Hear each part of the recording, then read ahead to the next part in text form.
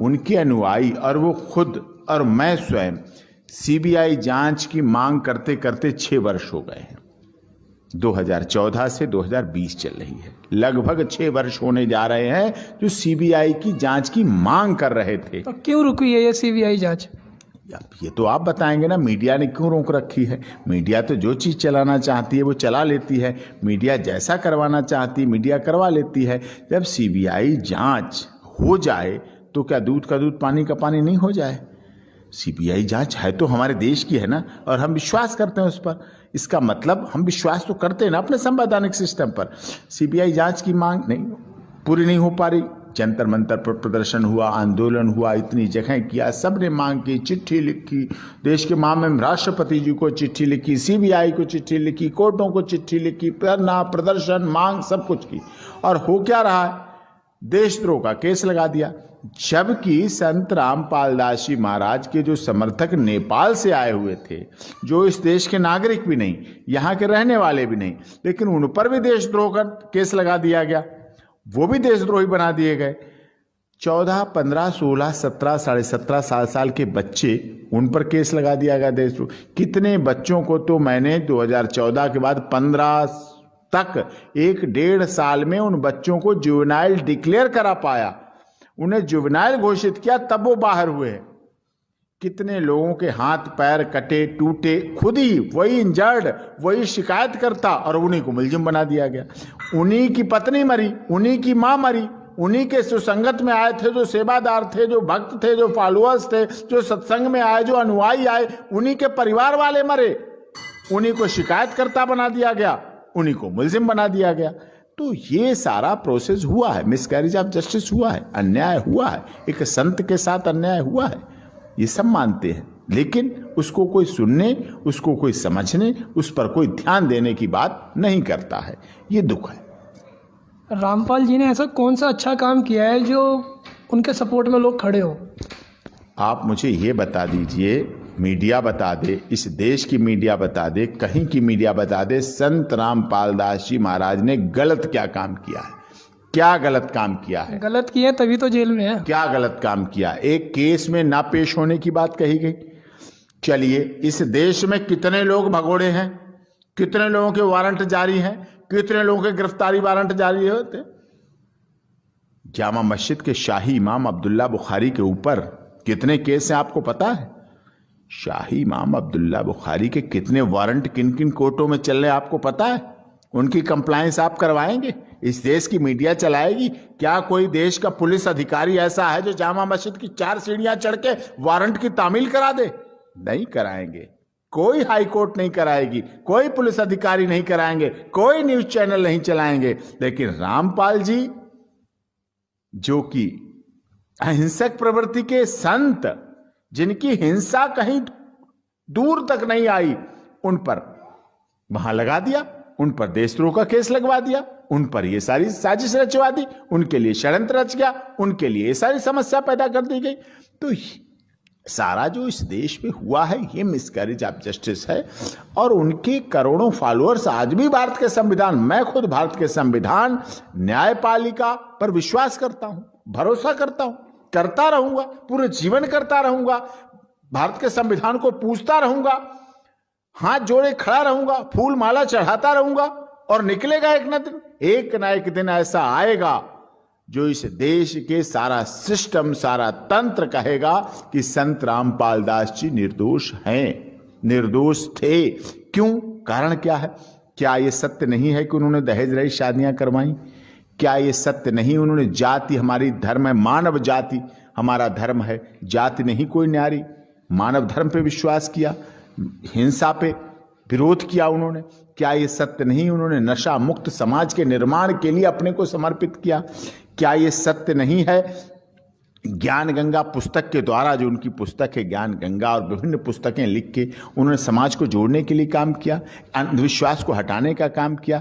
क्या उनके फॉलोअर्स की पहचान इस बात से नहीं होती है कि ये आदमी को पकड़ो, अगर इसके पास बीड़ी नहीं है, सिगरेट नहीं है, तंबाकू नहीं है, गुटखा नहीं है, पान पराग नहीं है, कोई ऐसा नहीं है, तो इसका मतलब है रामपाल जी का समर्थक है? ऐसे पहचान होती है हिसार के कोर्ट के आसपास जब पुलिस लाठियां पीटती है उनके भक्तों पर, फॉलोअर्स पर, लठ बरसाती है तो ऐसे लोगों को तलाश किया जाता है, इसकी तलाशी लो। अगर बीड़ी निकल गई तो रामपाल का नहीं है, अगर बीड़ी है नहीं है कोई नशा तो इसका मतलब ये होगा ये संत रामपाल दास जी का समर्थन हुआ।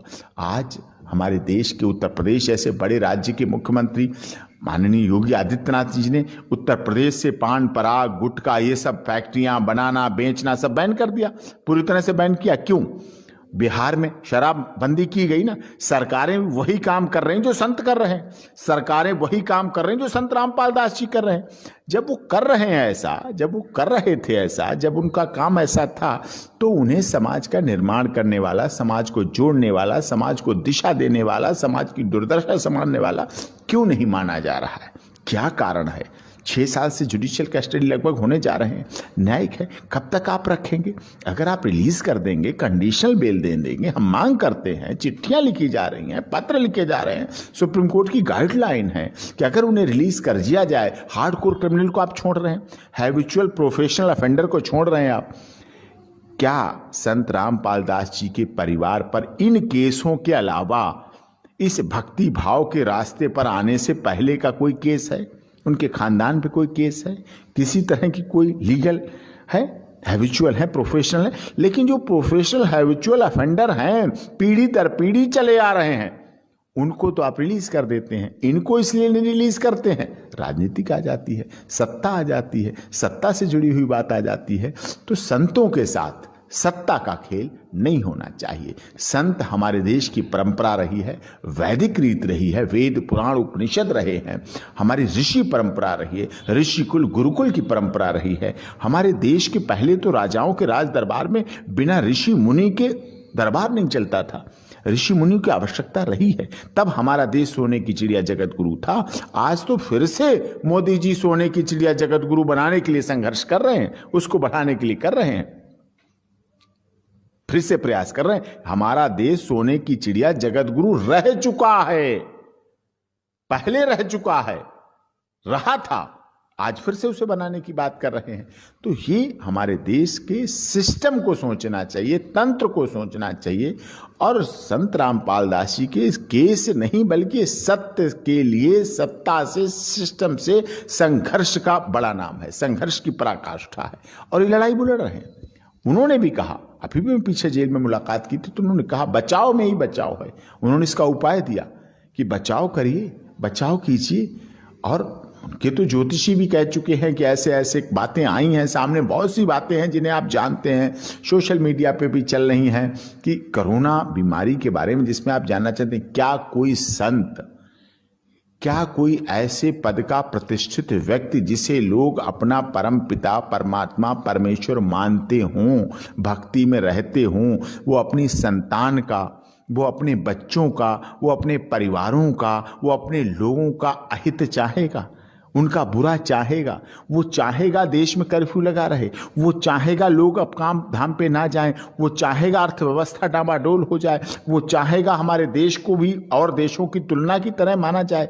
हर संत चाहेगा कि जहां उसने जन्म लिया है, जिस धरा और धरती पर जन्म लिया है, जहां का वो धर्म गुरु है, आप धर्म गुरु तो मानते हैं तो उनको मान लीजिए इस बात को कि वो क्यों चाहेंगे यहाँ का बुरा हो। वो तो यही चाहेंगे यहाँ के हमारे लोगों का भला हो, आशीर्वाद हो। वो तो यही कामना करते हैं कि हमारे भगत, हमारे अनुयायी जो उन पर विश्वास करते हैं, जो उनके लिए जीते मरते हैं, जो उनके लिए त्याग तपस्या की पराकाष्ठा बने हुए हैं, उनके लिए सारे कार्य होने चाहिए, उनकी व्यवस्थाओं में यह बात आनी चाहिए, वो समझना चाहिए। क्या दहेज रहित शादियां वो अपने लिए करते हैं, अपने बेटा बेटी के लिए सोचते हैं दहेज बच जाएगा इसलिए करें? नहीं, वो समाज को जोड़ना चाहते हैं, वो गरीबी अमीरी की उस पराकाष्ठा को मिटाना चाहते हैं, वो जाति रहित समाज को बनाना चाहते हैं, वो हटाना चाहते हैं जाति, वो जाति विहीन समाज, जाति खाई पैदा करती है जाति। और यही आज हमारे देश में हो रहा है। पुरुष आयोग, महिला आयोग क्या है? यही तो है, इसी का तो भेद है। इसके लिए भी कह रहे हैं सब कि जब हमारे देश में महिलाओं को अधिकार दिए गए हैं, वुमेन कमीशन है, महिला मंत्रालय है, तो पुरुष आयोग भी होना चाहिए, पुरुष मंत्रालय भी होना चाहिए, पुरुष हेल्पलाइन भी होना चाहिए, जिससे कि वो चीजें सब आ सकें, वो समाज में समानता आ सके, समाज में भेद न पैदा हो सके। आप समाज में खाई पैदा करके, गड्ढे खोद के आप सोचें पुल का काम करें, आप जोड़ने का काम करें, आप नहीं जोड़ पाएंगे। रही मन धागा प्रेम का मत तोड़े चटकाए, और तोड़े से फिर ना जुड़े जुड़े गांठ पड़ जाए। ये हमारे देश की परंपरा रही है। संत रामपाल जी किसकी बात करते हैं? संत कबीर की बात करते हैं, कबीर की बात करते हैं। देश के महामहिम भी बात करते हैं, राष्ट्रपति भी कबीर की बात करते हैं। देश के प्रधानमंत्री नरेंद्र मोदी जी भी विदेशों में जब जाते हैं तो कबीर और रहीम की धरती कहते हैं कि ये देश कबीर और रहीम की धरती था, है और रहेगा, सत्य है, कोई इसको झुठला नहीं सकता। तो वही तो कबीर जी की बात करते हैं। क्या कबीर जी गलत थे? क्या संत कबीर जी गलत थे? उनकी शिक्षाएं गलत थी, उनकी चौपाइयां गलत थी, उनके उपदेश गलत थे, उनकी भावना गलत थी। वो देश के नहीं थे, देश के नागरिक नहीं थे, देश के लिए उन्होंने काम नहीं किया, देश के लिए बलिदान नहीं हो गए क्या? वो तो देश के धर थे ना, धर्म को मानने वाले थे, धार्मिक भावनाओं को मानने वाले थे, धर्महित की बात करने वाले थे। तो जब उन पर ये बातें हैं, जब उन पर लागू होती हैं, जब वो समाज को जोड़ने का काम कर रहे हैं, तो कोई भी संत, कोई भी पिता, कोई भी गार्जियन, कोई भी संरक्षक जो अपने परिवार का मुखिया है, एक छोटे परिवार का मुखिया जिसमें 4 लोग होते हैं, 2 लोग होते हैं, कोई नहीं चाहता है कि उसका देश, उसके देश के नागरिक, उसकी संतानें, उसके अपने परिवार के लोग किसी भी बीमारी से प्रताड़ित रहें, किसी भी सामाजिक कुरीति की वजह से परेशान रहें, कभी भी उनका अपमान हो, कभी भी उनको दुख हो, कभी भी उन्हें कष्ट हो, कभी वो बीमार हो, कभी उनको किसी बारे में गलत हो। वो तो यही चाहते हैं, सर्वधर्म संभाव, सबके साथ अच्छा हो, वसुधैव कुटुंबकम, सब अपने हों, सब हों, एक हो, विकास हो, यही दुआएं करते हैं, यही कामना करते हैं, यही मांग करते हैं। तभी तो वो संत हैं। उनका दायरा बड़ा है, उनका विस्तृत है, उनका दायरा छोटा नहीं है। वो किसी एक जिले में नहीं बनते हैं, वो एक प्रदेश के नहीं रह जाते हैं, वो एक देश के नहीं रह जाते हैं। उनका संसार पूरी दुनिया हो जाती है, पूरी धरती हो जाती है। आज संत रामपाल दास जी को मानने वाले पाकिस्तान में भी है, नेपाल में भी है, बांग्लादेश में भी है, श्रीलंका में भी है, सब जगह है ना। उनके फॉलोअर्स है ना, बड़े हैं। आपने ज्यों जेल रखा उन्हें, आपने उनका एक आश्रम, बरवाला आश्रम को तोड़ दिया, न तहस नष्ट कर दिया, करौथा आश्रम को तोड़ दिया, नष्ट कर दिया, बंद कर दिया, सील कर दिया। आप सील कर सकते थे, कर दिया, लेकिन क्या आपने उनके आश्रम की संख्या बढ़ने से रोक ली? क्या उनके आश्रम बढ़े नहीं हैं? क्या उनके आश्रमों का विस्तार नहीं हुआ है? क्या उनके आश्रम हर शहर, हर जिले में नहीं बने हैं? क्या नामदान केंद्र नहीं बढ़े हैं? क्या उनसे जुड़ने वालों की संख्या नहीं बढ़ी है? जब बढ़ी है, जब आगे विस्तार हुआ, इसका मतलब कहीं ना कहीं अच्छाई है ना उनमें, कहीं ना कहीं भलाई कर रहे हैं समाज का, कहीं ना कहीं समाज का निर्माण कर रहे हैं ना। जब शादी में पूरा प्रोपोगंडा होता है, हजारों लोग आते हैं, खर्च होता है, प्रदूषण होता है, ढोल तमाशा ड्रामा होता है, उस सबको हटा के उन्होंने 5 मिनट में रामायणी में शादी कर देते हैं। वो भी शादी है, और वो शादी उन शादियों से ज्यादा मजबूत होती है जो रामायणी में शादी संत रामपाल दास जी के अनुयायी करते हैं, उनको मानने वाले करते हैं। वो शादी उन शादियों से ज्यादा मजबूत होती है। उन शादियों के तो दहेज का केस, डॉरी, 498 400 के मारपीट, 125 CRPC, मेंटेनेंस, ये सब चीजें आ जाती हैं। लेकिन उनकी शादी में जो रामायणी के द्वारा हुई, मैंने तो नहीं कोई टूटते देखी शादी, मैंने तो कहीं परिवार में उसमें नहीं देखा, क्योंकि वहां दहेज है नहीं, डिमांड ऑफ डॉरी है नहीं, क्रूअल्टी है नहीं। वो सम्मान सिखाते हैं, माता पिता का सम्मान करो, परिवार के लोगों का सम्मान करो।